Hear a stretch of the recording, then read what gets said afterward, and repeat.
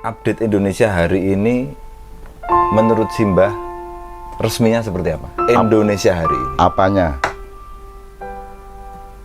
Karena semua banyak yang terjadi di Indonesia sekarang. Kelangkaan minyak, tapi ada prestasi menggelar GP, ada perpindahan ibu kota, terus menyambut 2024, terus netizen yang menentukan semua kepakaran. Logo halal. Hah? Logo halal. Logo halal. Oh, sekian banyak yang terjadi. Nah, pernyataan resmi Simbah ini terhadap semua hal ini apa toh ini Kan sebenarnya? seharusnya kalau tanya itu kepada orang yang mengerti. Sama dengan kalau nagih hutang itu didelok sik sing kok tagih duit ora, gitu kan. Kan gitu kan.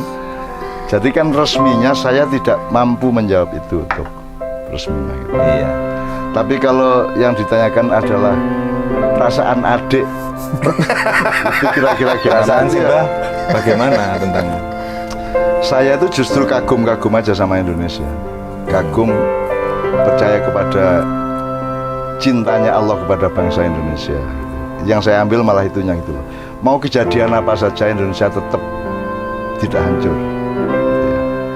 kagumnya lebih ke Karena memang rakyatnya mungkin tidak hanya soal karena fakta bahwa manusia dan rakyat Indonesia itu begini. Tapi mungkin sudah dari sononya juga saya curiganya gitu. Tapi nggak bisa dibuktikan ya apa tidak ya. Memang disayang sama Tuhan. Makanya kan di tayangan yang kemarin kan saya bilang Indonesia itu memang ditakdirkan untuk menjadi pusat kemakmuran dunia. Jadi rakyatnya juga kan tangguh. Jadi keadaan mau COVID, mau krisis, mau apa itu ya tetap iguh dan ubetnya atau ya daya upaya rakyat untuk menghidupi dirinya kan luar biasa. Saya kira tidak ada swasta kelas menengah bawah yang sebanyak di Indonesia di seluruh dunia. Gitu ya. Udah, tidak ada warung sebanyak itu di mana saja kecuali di Indonesia, di Pulau Jawa terutama itu ya. Warung-warung usaha apa aja lah, macam-macam. Sampai dodol kasur di perempatan jalan, sampai sudah apa aja. Dan masih ada loh orang yang bikin dipan atau ranjang kayu dipikul dewe, dan itu ya ada konsumennya. Jadi Indonesia itu saya kira komposisi dari rasa sayang Tuhan kepada suatu kelompok dari hamba-hambanya dengan penyediaan Tuhan terhadap ketangguhan. Dan orang Indonesia itu kan tidak nuntut-nuntut amat. Pemerintah bagus apa tidak juga tidak nuntut gitu ya. Pokoknya mereka mampu hidup dan ketawa terus gitu ya. Ada apa-apa mall ya rame, pasar ya rame. Ada semacam daya tahan kebangsaan atau kemanusiaan atau kerakyatan sedemikian rupa yang dimiliki oleh rakyat Indonesia yang tidak dimiliki oleh rakyat yang lain gitu loh. Jadi kalau terutama kalau lihat apa ya, gelombang swasta, peta swasta kelas menengah bawah Indonesia itu luar biasa. Di Jakarta aja di jalan-jalan besar di Sudirman, Tamrin itu kalau tidak ada warteg kan karyawan-karyawan di perusahaan-perusahaan besar itu kan tidak makan juga. Jadi itu semua kan hidup karena menengah bawahnya Indonesia ini luar biasa. ya. Kamu naik motor aja kamu hitung G, Ruh, Lupat. Dalam hitungan 10 kamu ketemu warung berapa? Dalam hitungan 100 kamu ketemu warung berapa? Luar biasa banyaknya. Dan ada yang beli loh. Dan laris loh. Itu luar biasa Indonesia soal itu. Saya enggak usah di Jogja lah. Di Jombang Anda dari Jombang ke Malang gitu nanti ada kecamatan apa tuh ya ruamnya kayak gitu. Jadi bangsa Indonesia memang punya keistimewaan. Satu, tangguh. Nomor 2, tidak putus asa dalam keadaan apapun saja. Itu kan tercermin dari kalau cari orang tersenyum dan tertawa kan sangat mudah di sini. Yang guyang-guyu, cengengesan, dan cik ngerokok. Isi ngerokok, basbus. Yeah. Tukang becak sekarang kan susah banget hidupnya. Tapi mereka hidup dan merokok. Mereka makan aja susah tapi merokok. Tapi udut itu loh. Yeah. Jadi pokoknya kalau ngomong Indonesia saya tahunya itu rakyat yang saya ketemu tiap hari yang memang sangat tangguh. Ya nek bahasa Jawanya orang cerdas tapak palu ning pandi. Jadi orang yang sangat tangguh rakyat Indonesia itu. Tapi kalau ada sambatnya ya wajar ya Pak ya? Ya kan dilihat persentasenya. Atau sambat itu bagian dari kegembiraan. Bagian dari hiburan dia. Bisa toh? Ya. Misalnya jomblo nggak kawin-kawin kan mesti sambat karo koncone ya apa rek kan ndelok bojo gak oleh-oleh. Itu kan kemewahan juga gitu loh. Itu kan juga kegembiraan. Sambat itu tidak lantas bertentangan dengan kegembiraan. Justru kalau kamu kakimu terkilir terus aduh, itu kan nikmat. Jadi kadang-kadang mengeluh itu adalah bagian dari kenikmatan. Makanya kalau dipijat terus, waduh, gitu ya. Bayangin kalau kamu tidak boleh, gitu, tidak boleh mengeluh kan gitu. Wagu. Iya. Kalau saya ingat ya, kan Simbah sering ngendika negara yang kuat, Ya, rakyatnya cenderung melemah. lemah. Negara yang rakyatnya lemah, rakyatnya kuat, negaranya pemerintahnya menjadi lemah. Nah, kita ini di fase apa ini, Mbah? Di fase rakyatnya kuat, negaranya lemah, atau negaranya kuat? Ini sebenarnya ilmunya Sabrang ya. Iya. Saya sebagai bapaknya kan manut juga sama Sabrang karena Sabrang itu salah satu guru saya. Jadi Guru saya juga. ada fase rakyat kuat, pemerintah kuat atau negara gitu ya. Rakyat lemah, negara kuat. Yang paling celaka kalau rakyatnya lemah, negaranya atau pemerintahnya juga lemah. Kalau kita ini kan permanen rakyatnya kuat. Misalnya kalau gempa kayak di Bantul itu kan menunjukkan betapa kuatnya rakyat. Masa ada gempa tidak sampai sebulan, itu saya sama Sultan mengumumkan di Wonokromo bahwa kita Jogja tidak perlu bantuan internasional lagi, kita sudah bisa mandiri. Itu kita umumkan resmi. Tidak ada di seluruh dunia di mana rakyat menyatakan tidak usah dibantu. Coba. Dan itu makin ke desa makin kuat. Contohnya apa? Jadi Kiai Kanjeng kan juga ikut menangani evakuasi dan pembagian makanan dan obat-obatan. Itu kalau ada truk atau kol atau mobil bawa makanan atau obat-obatan, itu kalau masih di Jogja dan di pinggiran Jogja, masih di utara Bantul itu, rakyat itu ngomongnya, sini Pak, sini Pak, sini Pak. Sini belum kebagian. Tapi kalau sudah ke selatan, ke desa-desa, mereka ngomongnya terbalik. Sana Pak yang belum dapat. Sana yang belum dapat, sini sudah. Coba, ngerti beda sosiologis dan mentalitasnya antara yang dekat kota dengan yang di desa. Jadi orang Jawa itu aslinya memang luar biasa. Luar biasa. Saya tidak Jawa sentris loh ya. Memang saya orang Jawa dan memang faktanya seperti itu. Jadi saya tidak membandingkan dengan tsunami di Aceh, enggak juga ya. Tapi pokoknya Bantul itu contoh dari betapa dahsyatnya rakyat kita. Saya sendiri kan bikinkan rumah tuh sama Kiai Kanjeng. Iya, betul. Kita bikinkan rumah dan setiap rumah kita jatah sekian puluh juta gitu ya. Terus mereka itu kan datang ke sini berkali-kali untuk menawar. Ini tidak perlu segini Pak jumlahnya. Satu orang, jadi misalnya pertama kan itu cukup untuk 12 orang, 12 rumah ya. Dia tawar, ternyata cukup untuk 25 rumah. Kemudian sampai 62 rumah. Jadi misalnya gampangannya dia dapat jatah 10 juta, dia bilang ini cukup kok, ini 2 juta aja cukup, 5 juta aja cukup. Ya. Karena ini masih bisa dipakai, kayunya masih bisa dievakuasi, batu batanya masih bisa dikumpulin dan seterusnya. Jadi mereka tidak butuh 10 juta, mereka cukup 2 juta, 3 juta. Bahkan Pak Joko Kamto yang rumahnya ambruk, itu juga menolak duit yang kita kasih. Dia hanya menawar, tidak ada separuhnya. Sudah cukup 2 juta aja gitu. Itu Pak Joko Kamto. Sesepuh kita Kiai Kanjeng kan itu. Jadi bangsa Indonesia itu mempunyai keistimewaan luar biasa. Jadi makanya tidak masalah presidennya mau Bung Karno, mau Pak Harto, mau Pak Habibie, mau Gus Dur. Tidak masalah karena mereka hidupnya sendiri sudah sangat kuat, sangat tangguh dan tidak aleman. Tidak aleman. Aleman itu tidak terlalu tidak manja lah. Kalau saya pengetahuannya itu saya. Berarti alhamdulillah kita ini di fase yang baik-baik saja Kak, Indonesia ini. Ya toh, rakyatnya ya sejahtera, kaya gitu, terus kita lebih kaya. Kalau ngelihat kelas menengah bawah di Indonesia itu kita lebih kaya dari setahu saya di Myanmar, di Thailand, kita di Belanda, di Amerika. Kita paling sekarang gini, rest area aja, rest area yang ada pom bensinnya itu di jalan tol itu menurut saya yang paling mewah di Indonesia. Pedagangnya banyak, bahkan di Probolinggo sampai toko-toko gede-gede, segala macam ada di situ. Seperti sebuah kota sendiri toh. Dan sekarang ada berapa puluh rest area itu menurut saya. Kiai Kanjeng kan pernah dari London ke Birmingham atau ke mana begitu ya, ke Manchester dan lain-lain. Kan kita juga berhenti di rest area, kan nggak sebanding sama saya dengan yang di sini.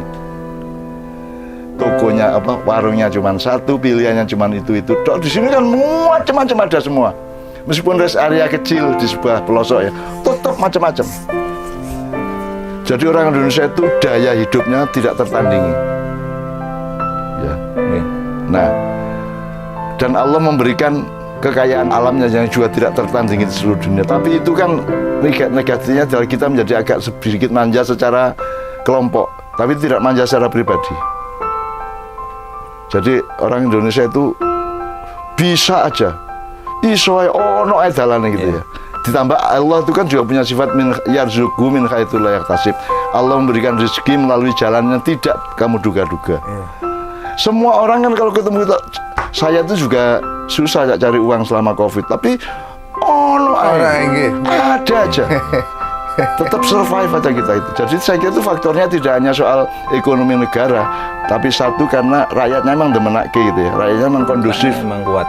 Rakyatnya kuat, kondusif, dan memang Allah itu juga berperan. Coba saya nonton sepak bola ASEAN di Yangon, Myanmar ya. Indonesia masuk final ya. Waktu lawan UAE dan segala macam. Itu saya lewat satu jalan yang persis di Gondolayu itu. Jadi ada toko ban mobil. Berderet dan ban mobil kabeh. Tukang jahit kabeh itu ya. Itu kan menentang teori ekonomi. Kalau Anda jual soto, jangan jajar jual soto tuh. Soto, rawon, gaduh-gaduh kan gitu. Mosok iki sak deret soto kabeh. Itu kan melanggar logika ekonomi. Kaidah ekonomi. Ya tapi kan di Indonesia gitu, yang ban di Gondolayu itu ban semua, ban bekas semua. Di Myanmar saya lihat itu loh, kok persis ini. Urusan ban bekas semua. Dan semua laku. Bagaimana negara bisa mengatur semua laku? Kan tidak bisa, Allah yang mengatur. Jadi ada sifat kehidupan yang manusia, kalau Anda bersyukur, kalau Anda punya kemampuan bersyukur, dan ketika kita belajar bersyukur kan tidak ada hubungannya sama ban mobil. Ya toh?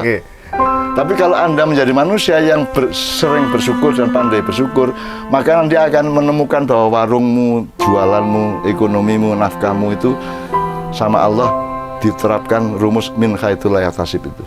Allah selalu memberi rezeki melalui jalan yang tidak diduga-duga atau tidak bisa diperhitungkan. Apalagi ada jaminan yang lebih mendasar.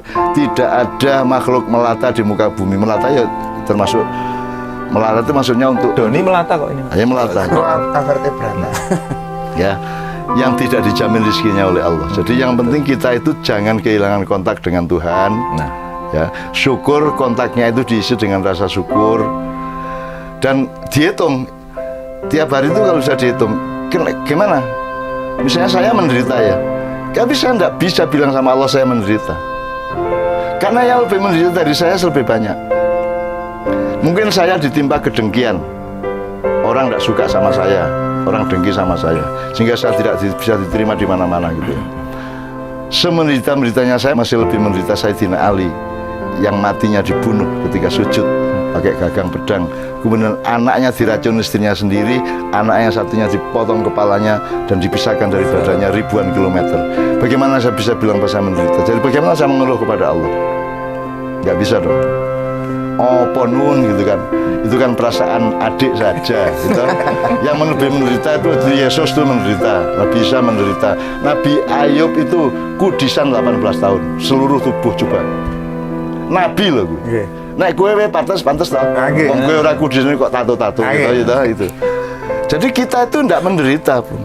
Kalau manusia mau menghitung berapa hal yang kamu syukuri, berapa hal yang kamu keluhkan, berapa hal yang kamu menderita, kalau kamu mau menghitung tiap hari, kamu tidak akan pernah menderita. Apalagi perhitungannya mendasar. Ada saja sudah bersyukur. Emang siapa yang nyuruh Doni ada? Kecuali itu cintanya Tuhan. Betul? Kan tidak ada yang mengharuskan Tuhan untuk menciptakan Doni. Tidak ada kewajiban Tuhan untuk bikin Doni, tidak ada. Tapi Allah berinisiatif karena cintanya mengadakan Doni nyanyi di Kiai Kanjeng dan seterusnya. Gimana tidak bersyukur? Apa yang bisa menandingi itu sehingga kamu tidak bersyukur? Jadi seluruh penderitaanmu kalah oleh adamu. Tok. ada mutok, belum lagi kamu di Kiai Kanjeng, kamu keliling dunia, kamu keliling Indonesia, itu begitu banyak hal yang kita syukuri. Jadi saya tiap hari juga nelongso dan merasa menderita, tapi ketika saya kejar, ketawa sendiri saja, itulah perasaan adik saja kan gitu. Bagaimana? Tapi kan saya punya Sabrang pinter, luar biasa, rahmat Allah yang luar biasa. Saya punya Rampak, saya punya Jembar, saya punya Haya, ya saya punya Novia dan seterusnya ya. Jadi makanya teori saya ridho. Adalah apapun saja yang kamu alami, endingnya ridho. Ridho itu bukan mekanisme intelektual. Kalau bersyukur itu masih ada. Misalnya kamu dapat laba bersyukur, tidak dapat laba tidak bersyukur gitu ya. Itu masih ada logika. Kalau ridho itu tidak. Ridho itu suntik, itu vaksin. Ridho itu bagi saya super vaksin. Terus pokoknya ridho, titik. Gitu loh. Udah, kamu mengalami Pak ridho. Toh andaikan kamu tidak ridho emang bisa mengatasi, bisa nggak? Gitu?